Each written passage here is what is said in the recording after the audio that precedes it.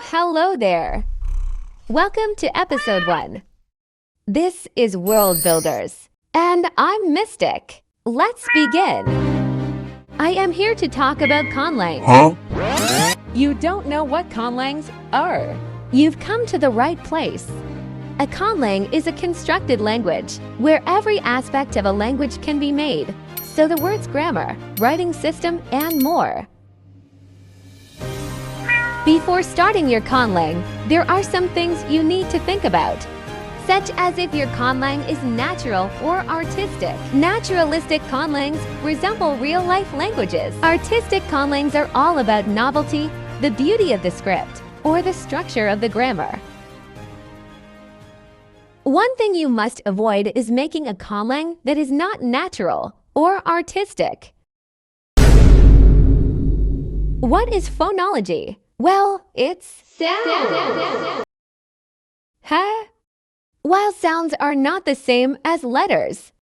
You can see that as the A in that versus the A in anti. Some letters even are silent, like the P in pterodactyl. Letters are written in many ways. However, sounds are written with the International Phonetic Alphabet. The International Phonetic Alphabet is a set of characters that sound like every sound in every language. This makes it one of the best tools for conlanging. When making a language, you first need to choose phonology. That is what we will start on. First, choose a language's phonology to be inspired by. I'll be using Mongolian. Then choose sounds that you like. Now just add them to a document. Make revisions, add more sounds, it's fine. Now, how do you make languages that sound distinct?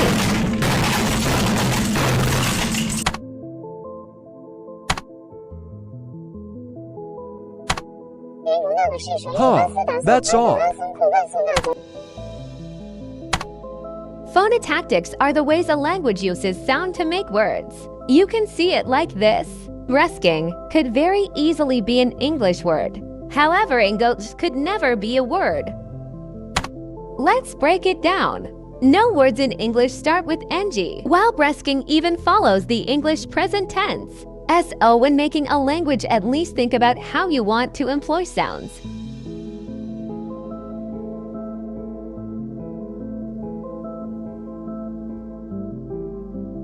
All languages need grammar. Let's start with something basic. All languages have a word order, and I will explain the basics of it. Take the sentence, the cow eats grass. There are 3 components: the subject, the cow, the object, the grass, and the verb eats. English uses subject, object, verb. But let's make it verb, object, subject. The eats grass cow sounds weird, right? When making a conlang, be sure to think about things like word order. Next, let's look at making grammatical rules. An example of a grammatical rule would be a tense, such as something for past tense. Let's say we have a word that translates to run, and the past tense is ner. If we wanted to say I ran, we would need to put run in past tense. Then it would be any owner. And you can do whatever you want for cases in your language. Making words is not as simple as it seems, and let's go over 3 methods of making words. Take your language's phonology and phonotactics. Then make your words and give them meaning. Now let's move on to word generators. Most word generators are different, so look up a tutorial on the one you want to use. First, you want to add what patterns of consonants and vowels you want. Then, define what consonants/vowels can go there. Finally, select word count and click Generate. There are your words. Now time for the 3rd method.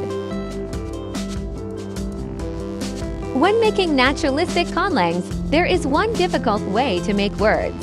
Let's take the word for human with a Japanese-inspired language. You could just copy it in your language's phonotactics. Or you can look at other words in that language. Perhaps pair that with the idea that humans rule the world and you can get kanto as a word for human. What about fusing words with your own language? Let's say we are looking for a word that means to grow. Well, plants grow, and plant is tan.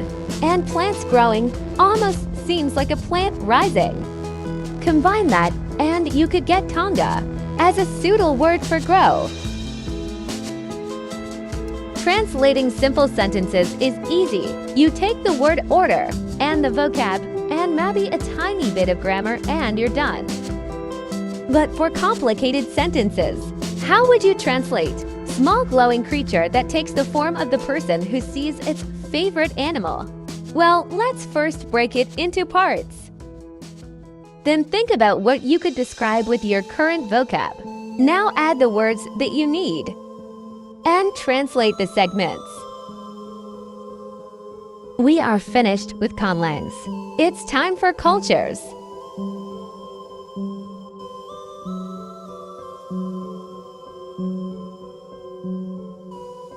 When making a culture, first think of festivals.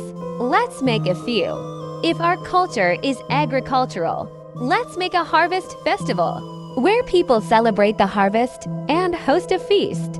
We will make it more local, more like a community event. That way we can make it a great setting for the start of a story. Perhaps we can make a war victory day to make a holiday connected to our new topic history.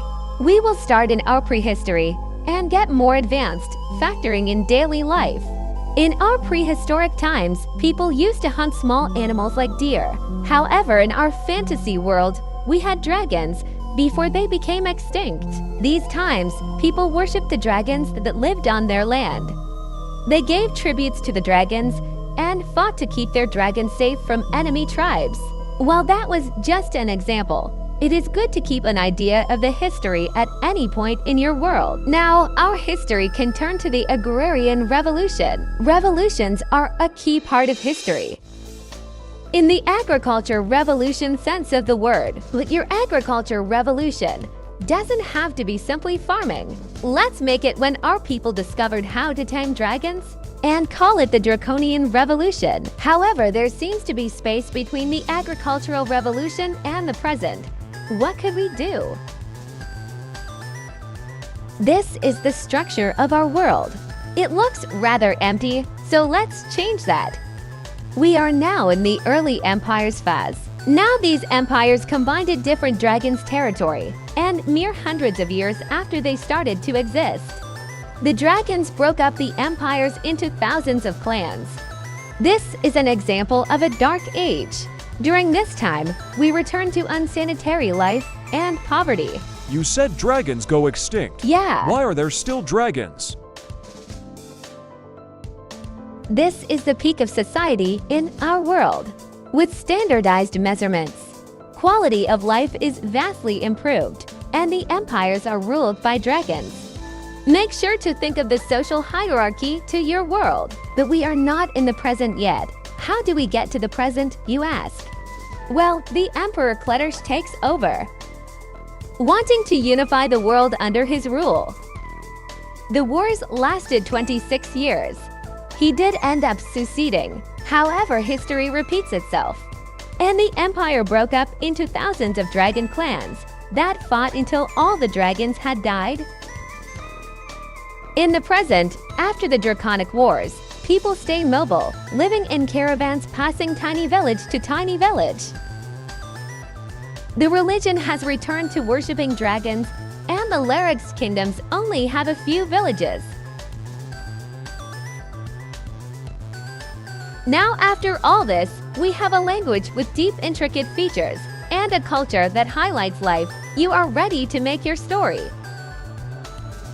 That was Worldbuilders.